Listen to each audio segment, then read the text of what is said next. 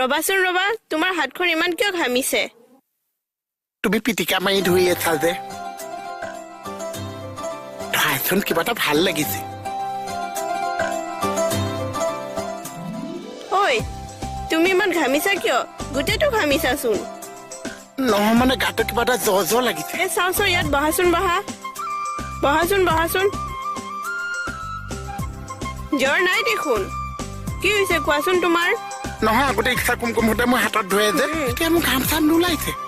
আগতে তুমি আঙুলিতহে ধৰা এতিয়া গোটেই হাতখনে পিটিকা মাৰি ধৰিলাই যে গোটেই ঘাম ওলাই গৈছে কিয় নাজানিছো গা বেয়া নেকি তোমাৰ